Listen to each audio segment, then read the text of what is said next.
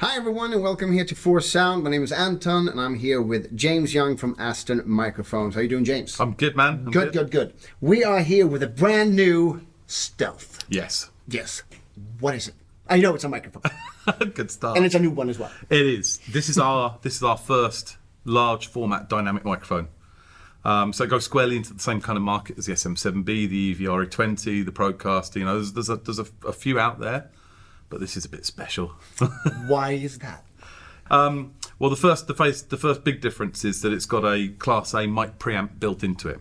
So it's the only mic in the world that works in both passive and active modes, and it means you don't need to buy a separate gain lifting device like a cloud lifter, which will be €150 or so. So that's built into the microphone. So if you plug it in, it works as a normal dynamic microphone, and then if it auto detects phantom power. So if there's phantom power being fed to it, it will automatically boot up the mic pre and give you a little bit under 50. We say 40 dB to be safe, but it's a little bit under 50 dB of extra gain and all that headroom and lovely top-end sparkle that you get from a really good preamp. Okay. Into the mic. So you can actually basically have, because you have also different settings on it as well, because I saw this V1, V2, G and D. Yes, absolutely. So that's the second big trick. So the mic pre's built into it. The voicings work in both passive and active mode. That's a clever thing. I'll tell you about that in a second. But yeah, basically we do all the development of our microphones with a panel of some of the top producers, engineers, and artists in the world. On Stealth, we had 92 people working on it. Yeah, because you had the Aston 33, the Golden 33, and now there's 92. Yeah, but instead of changing the name, we just, we're creating a legacy for ourselves. They're still called the Aston 33, even though there's 92 of them. So it's like Heinz 57 varieties. It's like 390 products. I don't know. But yeah, so when we did the final stage of the blind listening tests that we do with the panel to choose how the microphone's going to sound, because they design the sound of the microphone, not us. We do the technical bit, but they tell us how they want it to sound. We got back some interesting results. The first of which was that a completely different voicing for the microphone voicing. So if you like a completely different microphone, was chosen for male vocals and female vocals. Now that caused some controversy for us because people don't like labelling things male and female in terms of what you put on a microphone. But what happened in the tests was, no matter whether or not it was high pitch vocals or low pitch vocals, the panel unanimously in blind tests went for one microphone for male vocals, and it was the polar opposite of the mic they chose for female vocals, and vice versa. Wow. So the one that came top in the test for male vocals was bottom for female vocals. The one that came top for female vocals was bottom for male vocals. So we've labelled them V1 and V2, and of course we would always suggest that you listen to all of the different things that the mic will do to your voice or your playing, and try the different settings out. Oh Lord, I don't mind the crying, the tears heals my soul. Oh Lord, I don't mind the crying, the tears heals my soul. Oh Lord, I don't mind the crying, the tears heals my soul.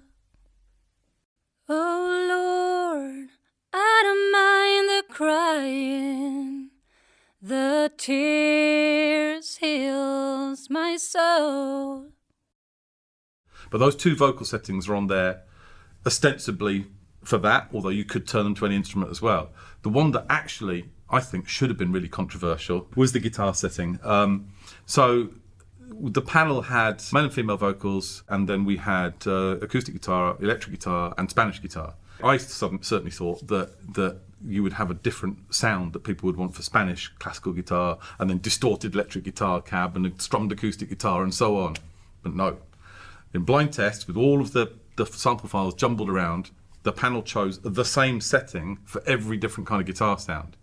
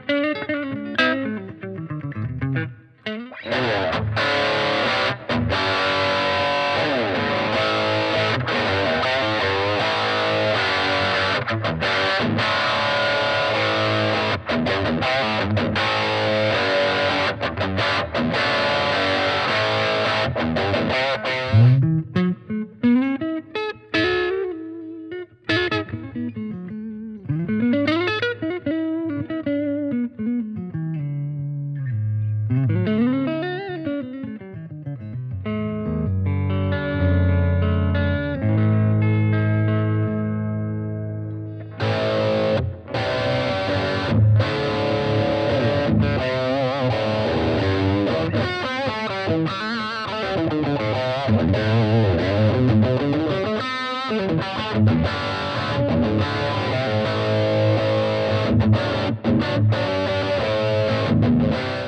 that's got to be something to do with the percussive nature of it and the kind of timbre. I mean, because it certainly isn't to do with the immediacy of the sound that you get. They sound very different to each other.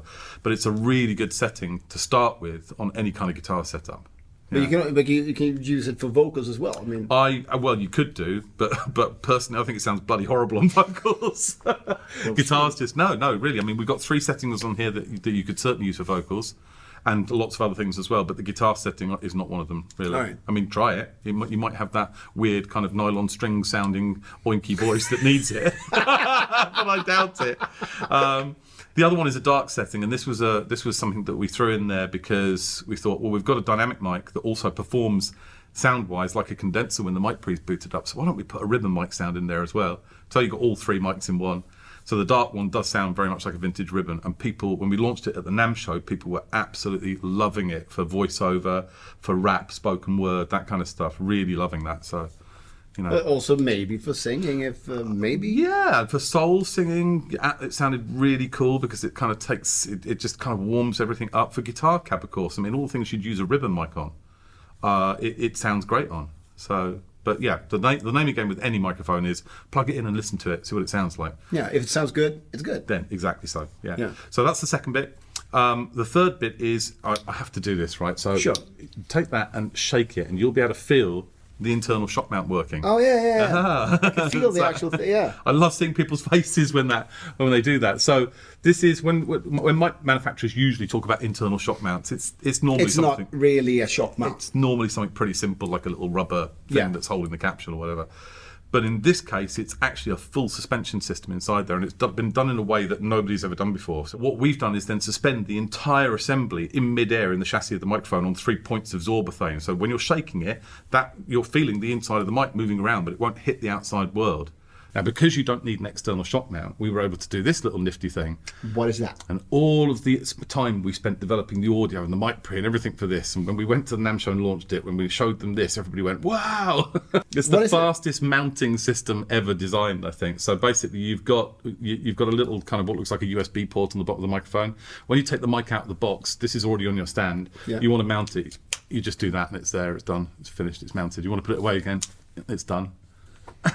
so people like that. Now you couldn't do that if you didn't have a very good internal shock mount. No, have a go. It's great. But how does it stick? Why does it stick? Just jam it in there. It's a clip. Yeah. And then just yank it out. How easy is that, huh? It's really simple. Yeah, and the whole thing is on a kind of an angled nut as well, so you can. And it's got a braking system on it, so once it's on the stand, basically you don't even have to undo it. You just pull the mic into the position you want, and it stays there. The other thing that we can't do now, but you'll be able to do on the tests that you do with the microphone, is show the directionality of it. Now this is what we call an end fire microphone. In other words, you sing or play into the end of it rather than the side, or even though it might look a bit like you could use the side, you can't. And we've managed to make a cardioid capsule incredibly directional. So the capsule itself is just a normal cardioid capsule, but the way that we've recessed it and the way that we've designed the chassis to go around it means that you get perfect acoustic performance from the front, but it cuts out nearly everything from the side to such a degree that you can actually set up 5 people playing, loud music in a room and you'll get virtually no bleed between the instruments. So, the different presets, how do you change them? Is there, because normal mics have like small little knobs and levers and stuff? Yeah, because this mic is going to be multi-application, you're going to be in situations where it would be feasible that you're in a live situation where you don't want to knock it and accidentally change from one voice to another, because they are very different. It's not subtle. It's like having 4 microphones in one. Yeah. So the first thing we did was recess the actual switch and make it a ring. And this is really steampunk, because this is a mechanical switch, right? We didn't talk about this. So this whole switching mechanism is mechanical. The voicings work in both passive and active mode. So it's not just when you've got power fed to it. Now the reason we were able to do that is because the mic preamp is one circuit board, and on the other circuit board you've got 4 discrete analog paths. And this twist switch ring goes onto a cog on the inside of the microphone, and the cog is affixed to a switch on the circuit board. So when you mechanically twist this, it's literally turning a series of cogs and switches on the inside of the microphone, and it clicks it through to another position on the circuit board. Now, to stop you being able to accidentally do that, we spent ages engineering this thing. If you try and grab hold of that mic and and you try and actually twist that middle ring with your fingers, it's damn near impossible. Can't really. Right? So how the hell do it? Oh!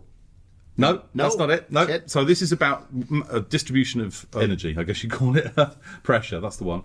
So if you pinch it at all, it's made of a different material from the rest of the microphone. It grips onto the inside. It grips onto the inside of the microphone, so you can't turn it. So if you hit it, it won't turn. But if you form a C shape with your fingers like that, and you wrap the whole of the C shape around that ring, then it turns really, really easily. That's actually really cool. And it's silly things like that. Yeah. That put 4 months on the delivery time of this product. Because, people don't realise the lengths we go to engineer these things the way we do. I mean, it's like a aspirin, but reverse. Like with aspirins, you have to. But this is the other way it's like around. a child lock. Exactly. Yeah, It's like a child exactly. lock. The less pressure you put on it, the easier it turns. That is so cool. And just for kicks, what's the button at the end? So you've got when the mic pre comes on, you've got a row of purple LEDs, nice little bit of subtle Aston branding. Yeah, so you can see that it's phantom power. So but it's really just because it's cool.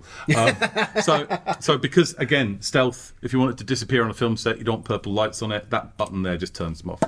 Okay. So that's everything. So in summary, what you've got is a mic that's got a Class A built-in mic preamp, which saves you, €150 at least.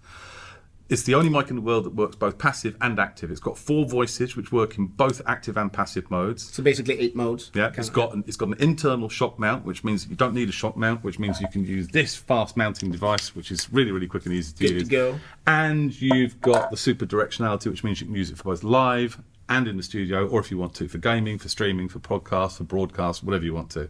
It's a mic for all people, for all applications. That is so cool.